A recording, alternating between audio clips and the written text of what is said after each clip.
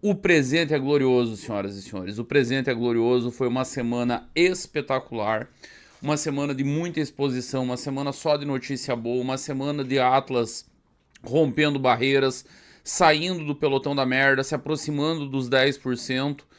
E tudo isso, eu volto a repetir o que eu disse na minha última live, sem parasitar bolsonarismo, sem ficar fazendo cosplay de bolsonarista radical, sem querer grudar no saco do Flávio, sem fazer vídeo com o Flávio, sem nada disso. Só crescendo entre eleitores independentes, só levando a mensagem, só mostrando proposta, só construindo uma candidatura sólida, com mensagem, com propósito, com ideias. Não deveria ser tão difícil, mas no Brasil, um verdadeiro deserto intelectual, nós estamos fazendo um pequeno milagre. Um pequeno milagre. Não à toa, confesso para vocês, tenho andado bastante emocionado. O que parecia um sonho, uma utopia, uma loucura, vai tomando forma, vai se tornando sólido, vai se tornando cada vez mais concreto, cada vez mais pessoas vão chegando. Saiu das redes. Eu falava isso quando o Renan tinha 3%. Galera, vocês estão aí comemorando o número de rede social, que o Renan passou de 1 milhão. Na vida real já são 3 milhões de eleitores dizendo que desejam votar em Renan Santos. Agora não são mais 3. Agora são 7 no cenário com Lula e são 8 milhões e 700 mil brasileiros no cenário com o Fernando Haddad. O presente é glorioso. Nesse momento está tendo um evento em Brasília, talvez vocês até alguns estejam na live do IRL assistindo o evento que está rolando lá. E tem bisotistas por lá e eles estão me atualizando. Do lado de fora do evento estava uma fila quilométrica para entrar. Quilométrica. Dando volta no restaurante, chegando a quadras de distância para poder conseguir entrar no evento. Isso no mesmo dia em que Renan Santos foi aplaudido 4 vezes pelos prefeitos presentes no congresso da Marcha dos Prefeitos lá em Brasília. 4 vezes aplaudido.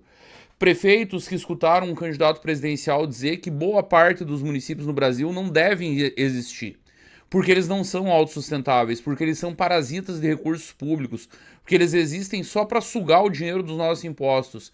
E por 4 vezes nesse congresso com o Renan, com essa mensagem, ele foi interrompido por aplausos. No dia em que Renan foi tuitado por prefeitos após encerrar a sua participação.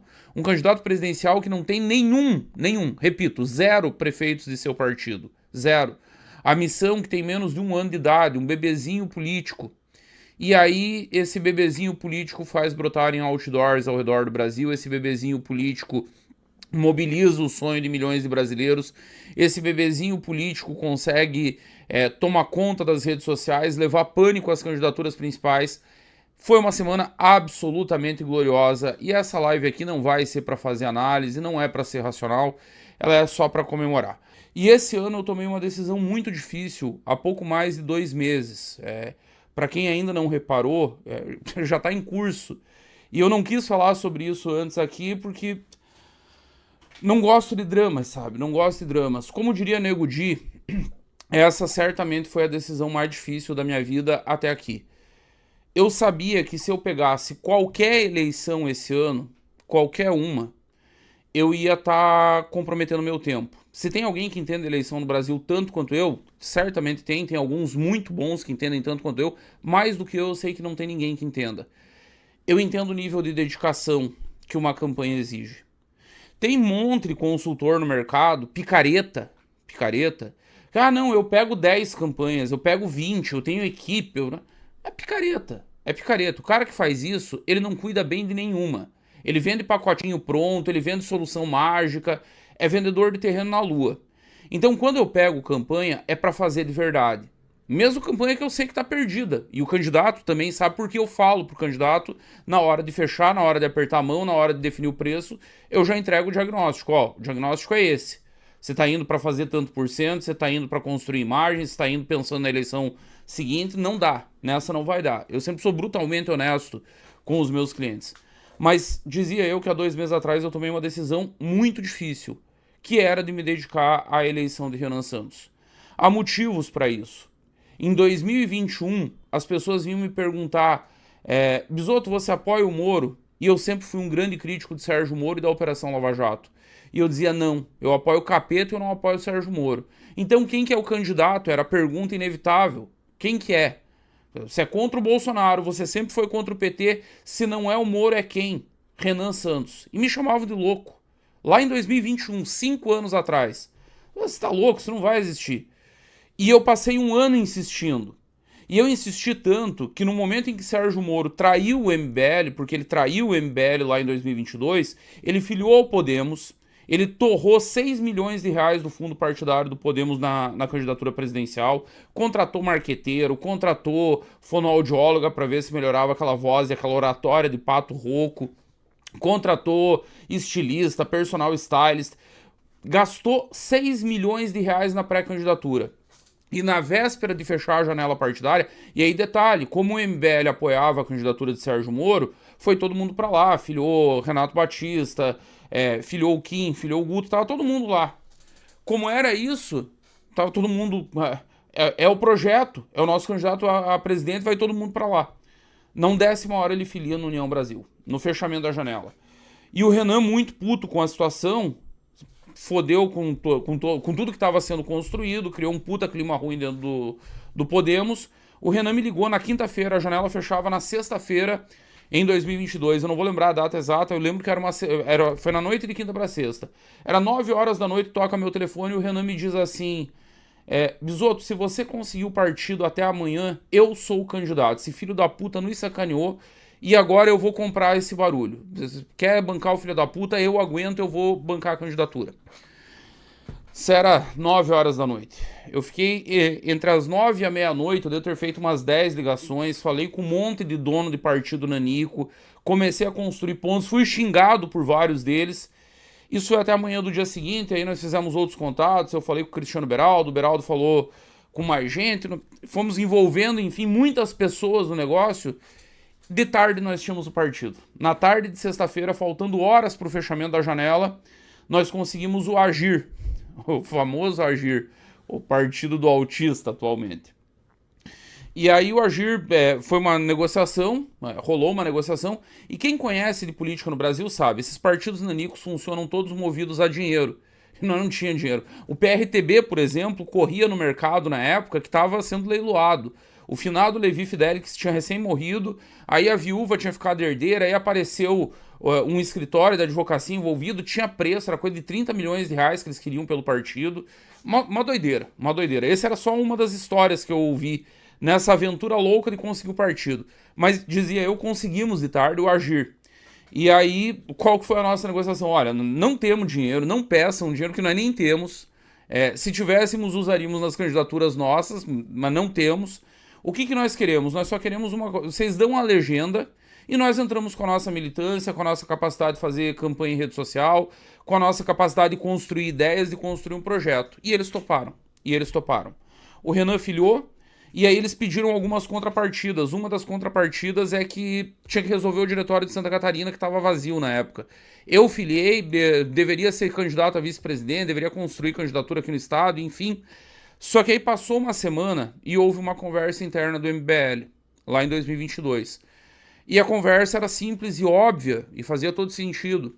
Num partido nanico, e dependendo das circunstâncias, a candidatura do Renan, tudo que ela conseguiria era atrapalhar a eleição do Kim no União Brasil, do Guto no União Brasil, do Renato, da Amanda, de todo mundo, enfim. Nós corríamos o risco sério de ficar sem deputado. E o Renan disse, não, eu não posso fazer isso. O projeto sempre foi maior do que interesse pessoal, o projeto sempre foi maior do que vaidade.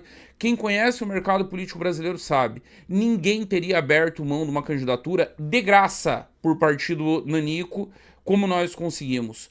Porque isso valeria muito. Vocês viram o resultado da eleição de 2022. Luiz Inácio Lula da Silva derrotou Jair Bolsonaro por pouco mais de 1%. Vocês têm noção de quanto estaria valendo um Renan Santos que tivesse feito 2% em 2022 no primeiro turno? 1% em 2022 no primeiro turno? Quanto que valeria num eventual segundo turno? E nós tínhamos essa candidatura posta e o Renan abriu mão dela. O Renan abriu mão em nome do projeto, em nome da eleição do Kim, em nome da eleição do Guto. Aí o tempo passou e precisava se tomar a decisão sobre qual seria a construção política seguindo do MBL. Havia um caminho óbvio que nós já tínhamos ensaiado nessa candidatura presidencial de 2022, que quase foi para frente. E o caminho óbvio era, vamos entrar num partido nanico, ficamos por ali, ocupamos espaço, quem tem voto somos nós, quem mobiliza a militância somos nós, e aos poucos vai tomando partido, tolerando ali o cacique que é o dono. Foi o caminho que o presidente da República, Jair Messias Bolsonaro, escolheu. O caminho que o presidente da República, Jair Messias Bolsonaro, escolheu. Vai pro PL, deixa o Valdemar continuar de dono, o homem que já havia sido preso no Mensalão, que já foi preso agora também por treta envolvendo o governo Bolsonaro, deixa ele no controle e eu só disputo a eleição e vou ocupando os espaços ali aos poucos, garanto um baita salário caso perca, resolvo minha vida. O MBL decidiu o caminho mais difícil, que foi o caminho de criar um partido zero. E eu lembro da conversa que eu tive com o Renan quando ele me falou, não, nós vamos criar o partido zero. Cara, foi um inferno. Bolsonaro tentou e não conseguiu coletar as assinaturas. A rede precisou de 2 ciclos eleitorais, a rede Marina Silva. Marina que havia feito quase 20 milhões de votos em 2010. Precisou de 2 ciclos eleitorais, tem certeza? Tenho. Tenho porque eu estudei o processo. E aí ele começou a me dar uma aula. E me explicar como ele faria a coleta de assinaturas. Como ele garantiria que teria mais assinaturas do que o necessário. Como ele garantiria que ele bateria todos os números. E aí bastava ir ao TSE com as assinaturas e criaria o partido. Criou contra milhões de bolsonaristas repetindo que o PSOL Kids não ia criar, que o PSDB Kids não ia criar, que era um movimento que só existia em rede social, que não passava de São Paulo, que não saía da cidade de São Paulo. Todo tipo de piada, todo tipo de menosprezo, todo tipo de sacanagem. E o Renan se manteve ali firme, persistiu, coletou as assinaturas, milhares de jovens coletores Brasil afora, trabalhando com ajuda de custo, porque o salário pago aos coletores era uma mixaria, uma miséria. Mal e mal dava para se manterem. É típico salário para jovem aprendiz, sabe? É o que os coletores receberam durante todo o processo. E essa galera conseguiu criar um partido. E finalmente se tornou consenso dentro do MBL, algo que eu dizia há muitos anos. A galera que olhava de fora sempre tendia a dizer, não, quem representa o MBL é o Kim, quem representa o MBL é o Arthur, durante muito tempo o Beraldo, enquanto esteve por ali. Ninguém considerava que Renan Santos era um líder político. Ninguém considerava que o Renan Santos era o cara para botar a cara. Porque o Renan é aquilo que ele é nas análises renais, ele dá esporro em militante, ele é agressivo, ele vai pra cima, ele cobra, ele executa, e as pessoas ficavam com uma imagem, às vezes negativa, mesmo entre a militância, que é o cara das notícias ruins. É o cara que diz, vocês estão fazendo merda, é o cara que diz, amadureçam. E aí o pessoal não quer esse cara, o pessoal quer o sorridente, o legalzão, o cara da galera, quem traz as notícias boas, os projetos aprovados, no caso do Kim. E não fazia sentido na cabeça de quem olhava de fora a candidatura presidencial do Renan. Mas o consenso se formou por uma coisa óbvia. O MBL foi fundado em 2014 por Renan Santos, por Pedro Deirô, por Alexandre Santos, o Kim estava lá junto. E esses aí, basicamente, essencialmente, foram os que estiveram em 2014, em 2016, os que fizeram impeachment, os que tiveram em 2018, os que romperam com o bolsonarismo e aguentaram porrada pra um caralho. Não existe MBL sem Renan Santos. Simplesmente não existe. Ele é o MBL. Falar em MBL sem Renan Santos é falar de PT sem Lula. É falar de bolsonarismo sem Bolsonaro. O que tem uma franja de sequelados, de retardados, de anômalos dentro do bolsonarismo que acredito ser possível. Não. Spoiler, não é. Liderança política carece de legitimidade. E o mais legítimo de todos dentro do MBL para essa candidatura era Renan Santos. Eu acreditei na candidatura em 2021, eu acreditei na candidatura em 2022, eu acreditei quando ninguém acreditava, eu acreditei quando recém-criada a missão, o Renan marcou 0,3% na primeira pesquisa Real Time Big Data.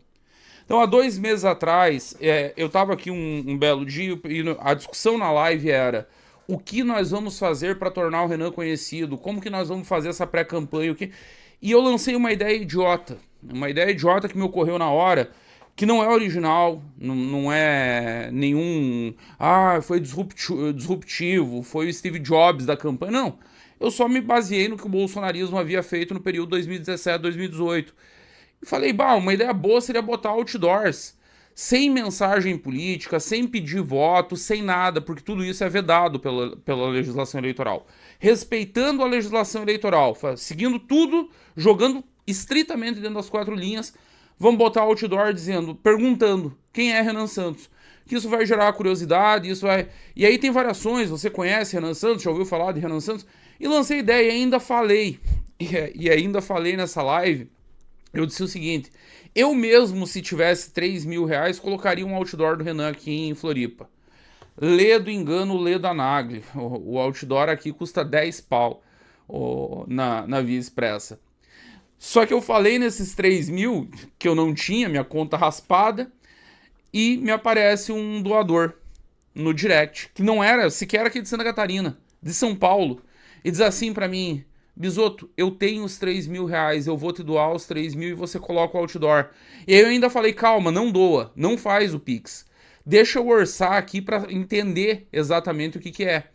Eu pedi pra querida amiga Ana Morilho, que tá lá no Clube do Bisoto, ela tem uma agência de marketing e propaganda. Ana, você consegue fazer o orçamento pra mim? E ela fez 10 pau outdoor. Meu Deus do céu, eu chamei o doador e disse, olha, cara, desculpa, eu preciso te dar a real, o outdoor é 10 mil. E ele me respondeu, eu tenho 3. Você falou que era 3, com 3 eu consigo ajudar. Se eu te der os 3, você vai atrás do resto? E aí eu pensei com os meus botões, o que é um peido pra quem tá cagado? Me dá os 3 mil que eu vou dar um jeito de levantar o resto. E ele fez a doação, e aí eu comentei no meu grupo, no Clube do Bisoto. Galera, o negócio é assim, eu tava indo pro evento do Brigadeiro, aqui o evento que lançou a pré-candidatura ao governo do Marcelo Brigadeiro aqui em Floripa. Deixei de ir pra despedida de solteiro do meu amigo João Pedro, pra ir nesse evento do lançamento de pré-candidatura do Marcelo Brigadeiro. Eu tava indo pra lá e eu mandei no clube. Galera, acabei de receber um Pix aqui de 3 mil reais, só tem um problema. A porra do outdoor vai custar 10. Nisso apareceu um outro doador do clube, me chamou no privado, pediu pra não declinar nome. Eu te mando 5, vai ficar faltando 2. E aí os 2 nós levantamos numa vaquinha pingadinha, cada um deu um pouco. Foi o primeiro, foi o daqui da Via Expressa. Aí eu fiz o da Via Expressa, o pessoal do Rio Grande do Sul se mobilizou e fez na Freeway, fez em Viamão, fez em outros... E não parou mais, e não parou mais. E hoje é um negócio bizarro, porque todo dia eu abro meu Instagram e tem algum lugar me mandando foto, me mandando vídeo, me marcando. Maracaju, no Mato Grosso do Sul, é Ribeirão Preto, em São Paulo, é Goiás, é Brasília, São Luís do Maranhão, Santarém, no Pará, é no Brasil inteiro. Manaus nós já temos outdoors, na Bahia, em Ilhéus, e ninguém conhece ninguém, sabe? Foi um negócio maluco. Para alguns eu mando arte, porque alguns vêm e perguntam, tem uma arte, consegue me mandar foto, consegue me mandar... E eu faço a arte aqui, chamo o meu editor, Glorioso Noé, e a gente cria a arte e manda. Começou a aparecer carro de som, teve lá na minha terra natal, Caçador, teve na Fazenda Rio Grande, teve em São Gonçalo, no Rio de Janeiro. Tem muita coisa acontecendo. Do nada, do mais absoluto nada. De modo espontâneo, de modo não programado, sem centralização financeira, sem comando, sem nada, porque um dia um sequelado numa live teve uma ideia. Então eu estou há 2 meses, de modo extraoficial, dedicado integralmente à eleição do Renan. É a decisão mais difícil que eu já tomei antes de uma eleição, porque eu sei que isso está comprometendo não só o meu 2026, está comprometendo o meu 2027. Mas eu tenho fé que é a coisa certa a ser feita. Eu quero olhar no olho do meu filho daqui 1 ano e dizer, sim, nós fizemos um milagre. O Dudu me perguntou inúmeras vezes, agora ele não tá aqui em casa, ele tá com a Jéssica lá no Cefid. Ele me perguntou inúmeras vezes, e aí, pai, dá pra ganhar? E eu falei em todas pra ele, porque eu gosto... É uma criança, ele tem 12 anos. Só, Dudu, não dá, nós estamos indo porque o Brasil precisa, porque nós temos uma mensagem, mas não dá. Não fique imaginando que dá pra vencer. Até pra preparar psicologicamente, pra saber que é uma jornada muito difícil, que é pedregosa. Nós estamos chegando aos 10%, senhores, sem dinheiro, sem grandes doadores, sem estrutura, sem apoio. O Renan sem marqueteiro. É ele e o Riso viajando o Brasil, o Riso produzindo vídeo, produzindo conteúdo em rede social. Aí é memeiro produzindo edit, melhor do que qualquer superprodução que o Romeu Zema gastou milhões e milhões e milhões para fazer com marqueteiros caríssimos. Com o ex-marqueteiro de Aécio Neves em 2014, está na campanha de Romeu Zema. Esse é o novo. Essa é a mudança. A mudança é trazer os maiores vícios da velha política.